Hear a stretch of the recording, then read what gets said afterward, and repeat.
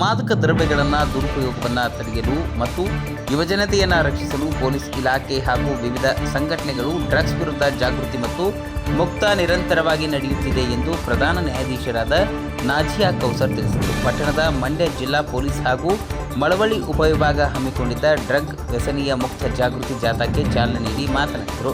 ದೇಶದಾದ್ಯಂತ ಯುವಕರಲ್ಲಿ ಮಾದಕ ವ್ಯಸನ ದುಷ್ಟ ಪರಿಣಾಮಗಳ ಬಗ್ಗೆ ಜಾಗೃತಿ ಮೂಡಿಸಲು ರಾಷ್ಟ್ರೀಯ ಮಟ್ಟದ ಅಭಿಯಾನವನ್ನು ಹಮ್ಮಿಕೊಳ್ಳಲಾಗಿದೆ ಎಂದು ತಿಳಿಸಿದರು. ಡ್ರಗ್ಸ್ ಸೇವನೆಯಿಂದ ಆರೋಗ್ಯದ ಮೇಲೆ ಉಂಟಾಗುವ ಹಾನಿಕಾರಕ ಪರಿಣಾಮಗಳ ಬಗ್ಗೆ ವಿದ್ಯಾರ್ಥಿಗಳಿಗೆ ಮತ್ತು ಯೋಜನೆಗಳನ್ನು ಪ್ರಮುಖ ಉದ್ದೇಶವಾಗಿದೆ.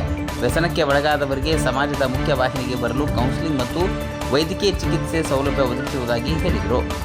ಈ ಸಂದರ್ಭದಲ್ಲಿ ಡಿವೈಎಸ್ಪಿ ಯಶವಂತ್ ಕುಮಾರ್, ತಾಲೂಕು ಕಾರ್ಯನಿರ್ವಹಣಾಧಿಕಾರಿ ಶ್ರೀನಿವಾಸ್, ತಾಲೂಕು ಆರೋಗ್ಯಾಧಿಕಾರಿ ವೀರಭದ್ರಪ್ಪ, ಸಿಡಿಪಿಒ ನಂಜಮಣಿ, ಸಿಪಿಐ ಬಸವರಾಜು, ಜಯಾನಂದ್ ಸೇರಿದಂತೆ ನೂರಾರು ವಿದ್ಯಾರ್ಥಿಗಳು ಉಪಸ್ಥಿತರಿದ್ದರು. ಜನ ಸೇರಿದ್ದೀರಾ ಡ್ರಗ್ ಅವೇರ್ನೆಸ್ ಪ್ರೋಗ್ರಾಮ್ಗೆ. ಇದರಲ್ಲಿ ಭಾಗವಹಿಸೋದೇ ಅಲ್ಲ, ಏನು ಅವೇರ್ನೆಸ್ ಕೊಡ್ತಾರೆ ಅದನ್ನ ಫಾಲೋ ಮಾಡಿ ಅಂತ ಹೇಳ್ತೀನಿ.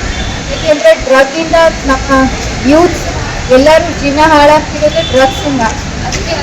ಅವ್ರು ಏನು ಅವೇರ್ನೆಸ್ ಕೊಡ್ತಾರೋ ಅದೆಲ್ಲ ತಿಳ್ಕೊಂಡು ಅದನ್ನು ನಿಮ್ಮ ಲೈಫಲ್ಲಿ ಫಾಲೋ ಮಾಡಿ ಅಂತ ಹೇಳ್ತೀನಿ. ಮತ್ತು ಈ ಪ್ರೋಗ್ರಾಮ್ ಗ್ರ್ಯಾಂಡ್ ಸಕ್ಸಸ್ ಆಗಲಿ ಅಂತ ಎಲ್ಲರೂ